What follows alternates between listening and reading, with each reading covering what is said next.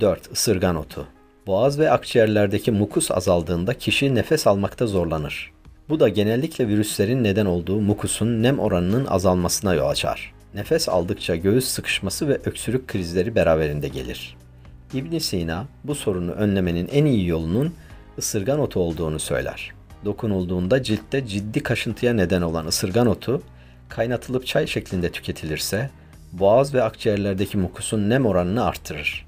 Ayrıca ısırgan otu içerdiği ve ciltte yakıcı etki yapan madde sayesinde vücuttaki tüm virüslerin hücrelere ya da organlara yapışmasını önler.